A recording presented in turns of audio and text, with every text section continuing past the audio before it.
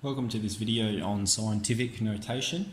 What we're looking at here in particular is how to write numbers without scientific notation. So they come here expressed in scientific notation. We want to write them as an ordinary number. That's probably the most important skill we need to have with regards to scientific notation. So if we have 1.7 times 10 to the power of minus 3. So whenever you have a negative power, it means it's moving the decimal place to the left and it's moving it that many spaces. The way I like to think about these ones though is this is how many zeros we have to put before our number, 3 zeros. So I'm going to go ahead and do that. I'll put 3 zeros, 0, 0, 0, and then we have our number, which is 17. And the decimal place goes after the first zero. So it'll be 0.0017. Okay, over here we've got 4.53 times 10 to the minus 6.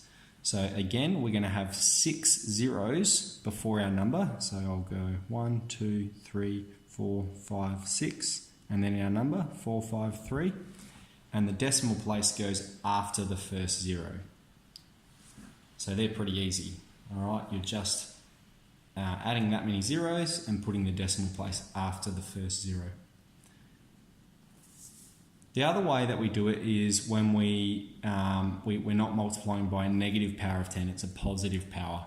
So in this circumstance, the decimal place moves to the right and it moves that many spaces. And if there isn't any numbers there for it to move over, we just add zeros accordingly.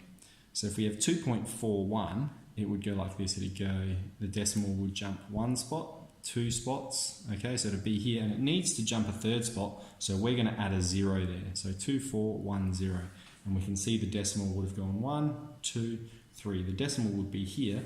It's not a decimal number, so we don't need it there, so our answer would be 2410. Okay, here we can see we've got 6.28 times 10 to the power of 7, so we would move the decimal spot 2 places to the right, okay, but then it needs to move another 5 spaces, okay, because it's already moved 2, it's got 5 to go.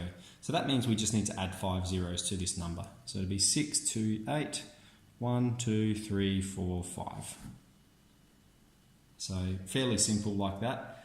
Now, whenever you're putting commas in to demonstrate how many thousands or millions there are, you start furthest to the right and you just count the numbers in 3 lots. So there's 3 lots of numbers, there's 3 lots of numbers, and so what we have here is 62,800,000.